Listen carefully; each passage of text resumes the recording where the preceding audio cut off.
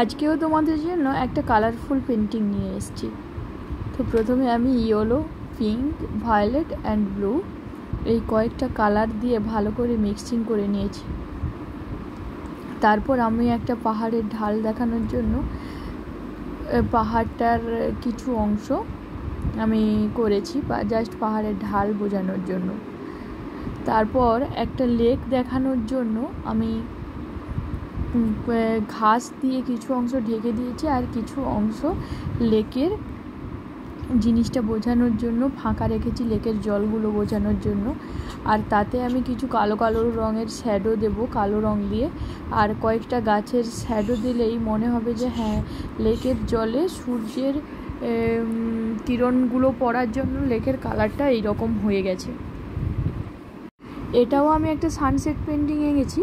তো এটাতে কিছুটা সানসেটের মানে সূর্য অস্ত যাওয়ার সময় তখন কিন্তু পুকুরের জলগুলো কিছুটা কালো দেখায়, কিছুটা সূর্যের আলোর প্রতিবিম্ব পড়েছে সেরকম দেখায়। আমি ঠিক সেরকমই করার চেষ্টা করেছি। আর এই যে গাছের শ্যাডোগুলো দিয়ে দিচ্ছি যাতে আরও জিনিসটাকে ঝিলটাকে প্রমিনেন্ট দেখায়। লেকের ধারে গাছগুলো হয়ে আছে, ছোট ছোট গাছ, সেইটাকে প্রমিনেন্ট দেখানোর জন্য আমি এই রকম করেছি। বেশি গাছ দিইনি, কয়েকটাই গাছ দিয়েছি। আর জিনিসটা একদমই ইজি, যে কেউ চাইলে করতে পারো। কালার তো কয়েকটা কালারের মধ্যেই হয়ে যাচ্ছে। তারপর আমি ঝিলের পাড়ে ঘাস বোঝানোর জন্য কয়েকটা ফ্যান ব্রাশ, এই ব্রাশটার নাম ফ্যান ব্রাশ, অনেকেই হয়তো জানো না। এই ফ্যান ব্রাশটা দিয়ে আমি কয়েকটা ঘাস দিয়েছি। হ্যাঁ, আমি প্রথমে কিন্তু লাইট গ্রিনটা দিয়েছি, তার ওপরে ডার্ক গ্রিন দিয়ে ঘাসটাকে করার চেষ্টা করছি, কারণ যাতে ভালোভাবে বোঝা যায় ঘাসগুলোকে। আর আকাশে একটু হালকা মানে লাইট পিঙ্ক দিয়ে আমি ক্লাউড করে দিচ্ছি।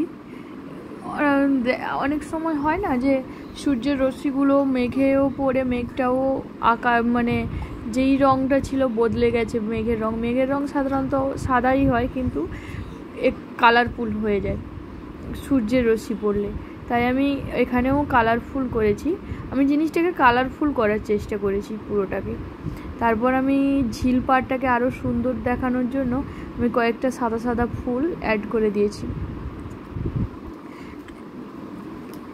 কিছুই না, এমনি ব্রাশ দিয়ে মাঝে মাঝে কয়েকটা ফুল দিয়ে দিয়েছি।